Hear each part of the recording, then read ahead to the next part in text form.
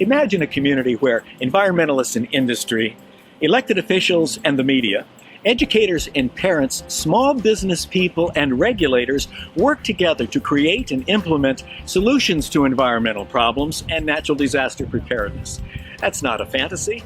We are that community, and the program is Caring for the Kenai.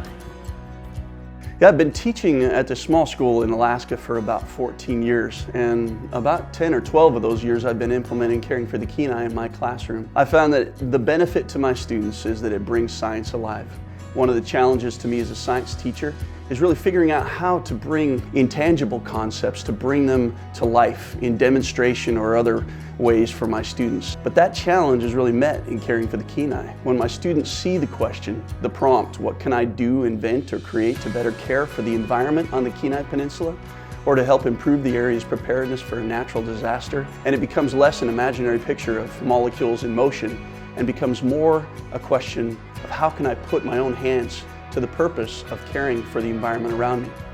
My project is on April 22nd, which is Earth Day. I will be handing out reusable bags along with members of the National Honor Society at your local Fred Meyer's and Safeway. And I will be continuing this project until I graduate, and then I will hand it off to the NHS, hoping to get it statewide to other NHS groups. In 2020, Caring for the Kenai will be celebrating its 30th year anniversary. The impact that this program has had over the 30 years, not only to the community, but to the students involved, the families involved, the businesses, the visitors to the Kenai Peninsula, has just been amazing. Teaching about energy conservation, to taking care of our salmon habitats, to cleaning up our beaches, to preparing for natural disasters and emergency preparedness. These projects don't end at the award ceremony.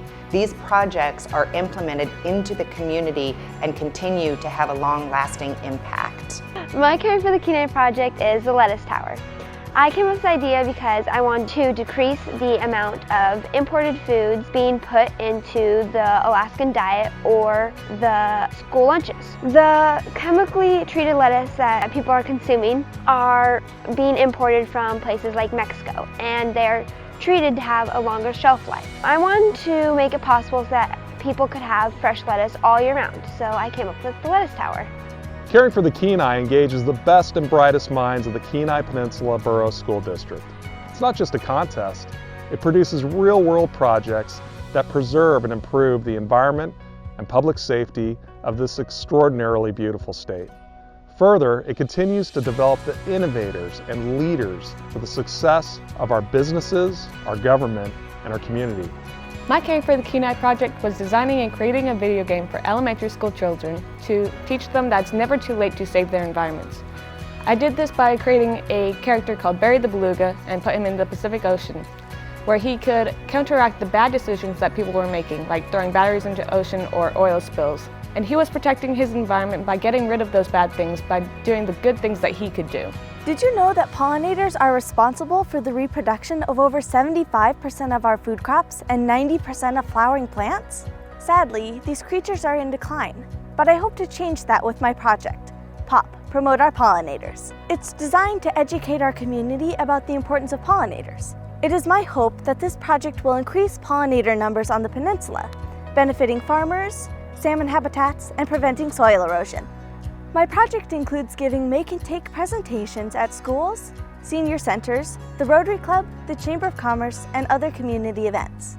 During these presentations, community members can plant their own pollinator pack or are given pollinator pack seedlings. I also distribute educational activity books, flyers, stickers, and buttons to encourage others to promote our pollinators. In addition, I have created a YouTube video and a website. So the one thing that I noticed when Riley came home with this project, it was something that we could all kind of sit down at the table with, and we could talk to each other about ideas that he had for this project. So with this kind of a project, it not only helps the individual grow as a person, but it also helps the family to grow, and it also helps the community to grow. Once I came up with my idea, Choose to Reuse, I had to go and get sponsors from within our community. I had to create a business letter that I could present and a forum to show my product, the reusable bags. Since I started this project, I have become more aware of the dangers of plastic pollution more than ever before. And I want to change the way we use plastic bags because this is an important topic for me.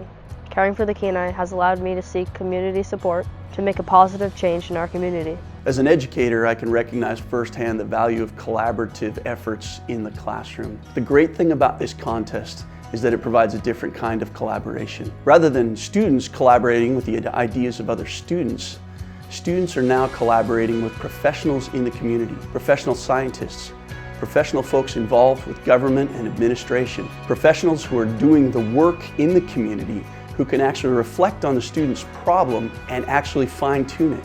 So seeing collaboration on a professional level tells these students that they're a mind just like minds in our community and that they have something to give, something to benefit the Kenai. My Caring for the Kenai project broadened my perspective on environmental issues because it opened my mind to how many different ways there is to approach it. When preparing for my oral presentation, I went to Merrill so that he could help me.